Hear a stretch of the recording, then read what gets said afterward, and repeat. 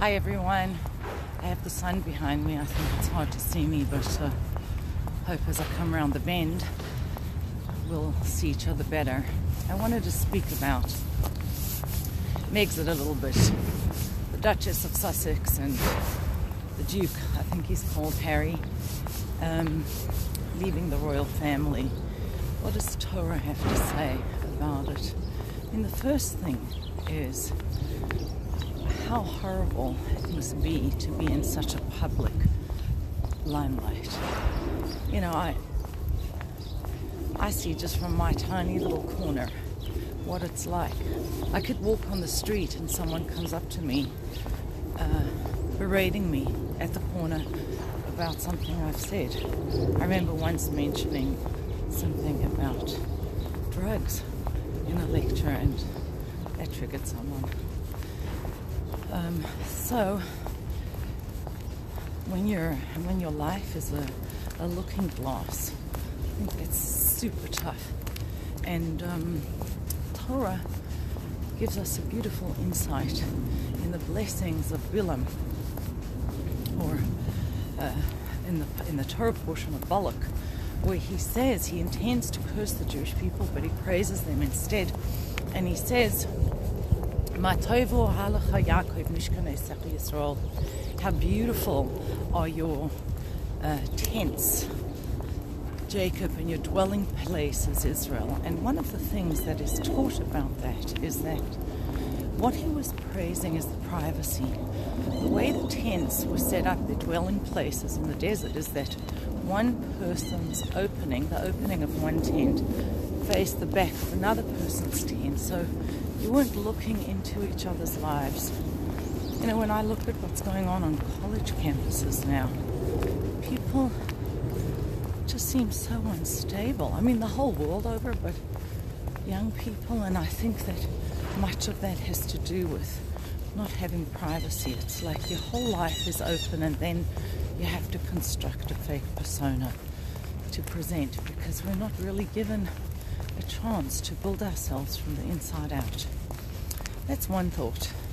The second has to do with the money trail, and you know, at first when it said, well, they want to go independent, my understanding was they weren't going to receive any money from the monarchy, the royal elders. They're not going to get, apparently, official money. I think it's £100,000 they give up a year, which allows them to do outside work that brings in much more than that. But they're still going to be receiving, I think it's £2.4 million from Prince Charles. That's from his personal money. I don't know how that is generated. But, you know, what that made me think about is, how do you monetize a monarchy? Is anything not for sale? Once you make the brand of royalty for sale, it's lost what it is. And the verse that came to mind for me was it's something that we read about in Mishle, Proverbs, and we sing it on Friday night. It's part of the Ashes Chayil Woman of Valor song. And what it means is her value far exceeds pearls. I think there's some things that simply are too valuable, and there is no price that you can place on them. The fact that there's an attempt to monetize the monarchy is something that I find disturbing, although I'm sure many people would say that the couple don't want to monetize the brand.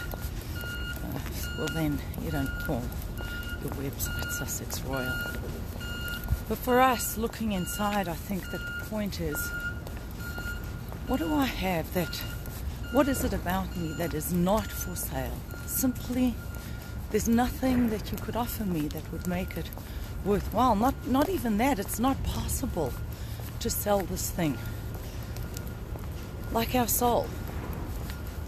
Isn't that what the song is really about? The husband is God and the bride is our people, or our soul. and it is beyond, its price way extends beyond pearls. And the third thing I wanted to share, I happened to be in Boca Beach with Rabbi and Ahuva New. Was just amazing. I loved every minute of being there, and also having the privilege of, although I was speaking, listening to Rabbi New address his congregation a couple of times. And one of the things that he said, which I found really interesting, was that you can't, there's something, and I think it's connected to this idea of the price of pearls. You can't walk away from who you are.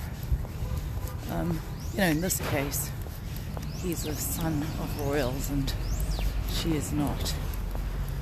But in terms of us, can you walk away? You can't walk away from your soul.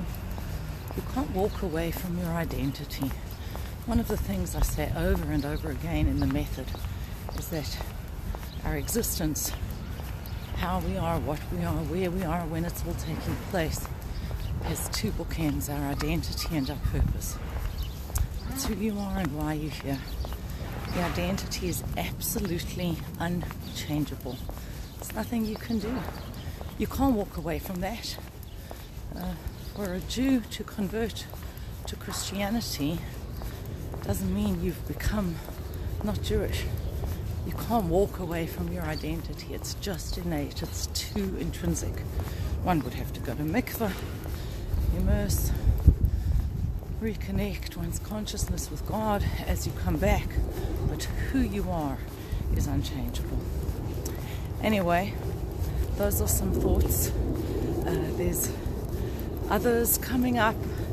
A new course that I'll be doing on the journey of the soul. I'll speak about that tomorrow. Hope you have a great day. My hand is holding the selfie stick and it is so cold. I feel I'm going to drop the phone. So I'll say goodbye before I do that. Have a wonderful day, everyone. Bye.